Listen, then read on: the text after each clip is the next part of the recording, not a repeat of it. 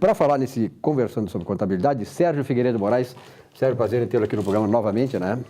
E parabéns aí, realmente, cada semana eu recebo muitas manifestações. Como tem gente na área, envolvida na área de contabilidade, que vê o programa e, sobretudo, se nutre do conhecimento, das orientações, das informações que são passadas aqui pelo pessoal que que está ocupando esse espaço do Conversando sobre Contabilidade. E hoje, Sérgio, nós vamos conversar sobre o DIRT. O que é o DIRT? O DITR, né? Ele é, no caso, a Declaração do Imposto Territorial Rural. Sim. E no caso, quem é que está obrigado, né, digamos, à entrega do DITR, né? Está obrigado à entrega do ITR toda pessoa física ou jurídica que foi proprietária de alguma área rural, né? Quer seja, ou que tenha, não seja proprietária, mas que tenha o domínio a qualquer título, né? Então, ela está obrigada à entrega desse DITR. Também está obrigada à entrega do DITR aquela empresa que também, a partir de 1º de janeiro de 2018, até a data da data efetiva da entrega da declaração, tenha, de alguma forma, perdido a posse desse imóvel. Porque às vezes, eu me lembro que Porto Alegre, às vezes transformou uma área urbana em rural, depois voltou.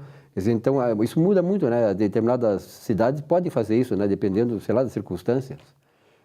Existe mais ou menos tem algumas regiões que eu vou citar depois, né, mais adiante, né, que estabelece quais são as regras, né, digamos assim, qual é caracterizar como área, rural ou urbana. Qual é a área efetiva, né? Perfeito. E então é certo que a cidade, conforme ela vai se expandindo, ela vai avançando. Então vai ocupando o espaço rural. Exato. E tornando urbano, né? Exatamente. Bom, mas é claro que toda a formulação de acerto com a Receita Federal, ela tem certas regras. Tem pessoas que são isentas, outras pagam mais, menos e tal. Quem é que é isento do DITR? Bom, isentos de ITR são aquelas áreas, né, que estão consideradas como pequena área rural, né?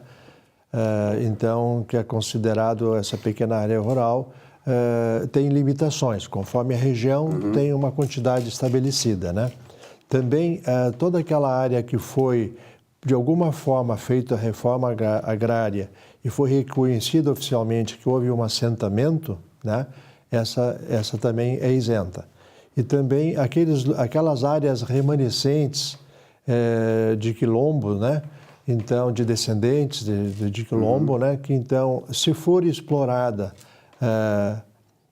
particular ou em conjunto, né, com essas pessoas, né, aquelas áreas reconhecidamente de quilombo, né?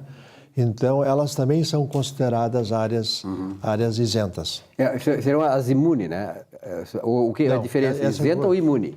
Qual é que é a área imune ao DITR? Tá, a área imune seriam todas aquelas, também considerada essa área de pequena área... gleba rural, né? Gleba rural, como também todos os bens pertencentes, por exemplo, aos órgãos públicos, né? Então, que seria, digamos, dos municípios, do Estado, do Distrito Federal, né? Então, essas são consideradas áreas imunes. Sim. Né?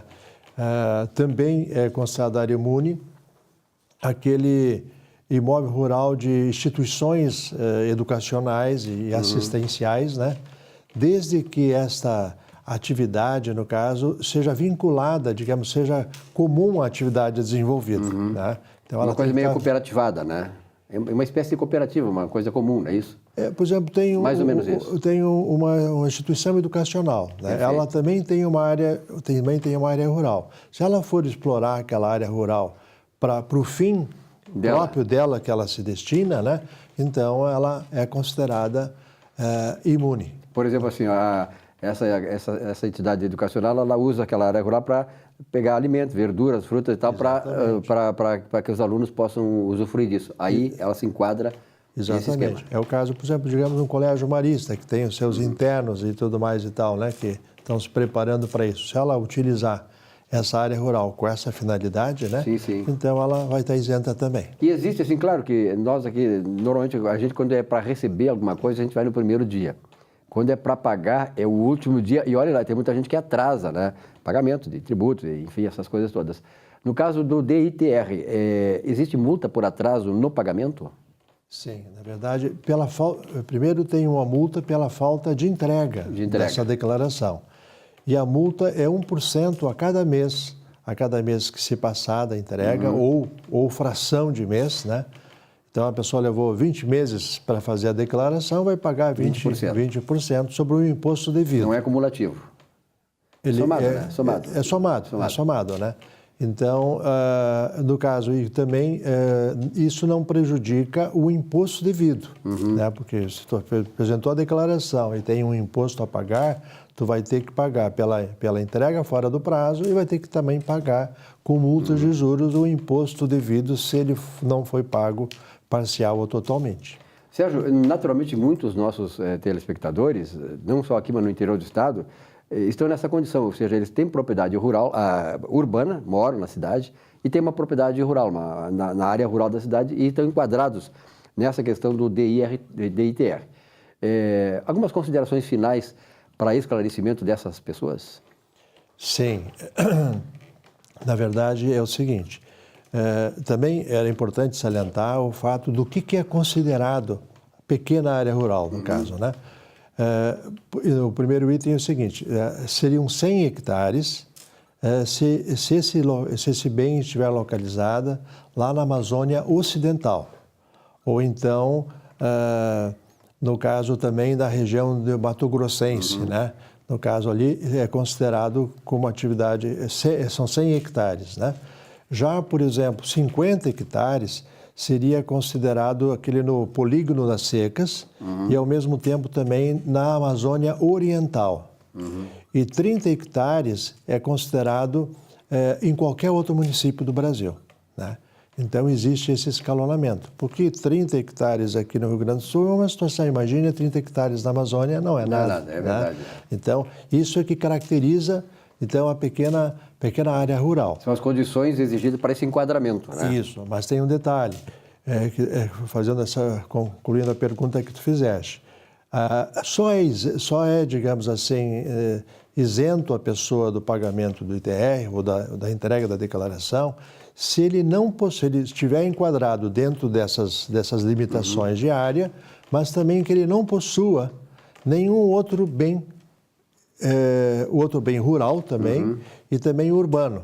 Então, se ele tem que ter um único bem... Um bem rural e um bem urbano. Não. Se ele tiver um bem urbano, ele já não vai ser isento do ITR.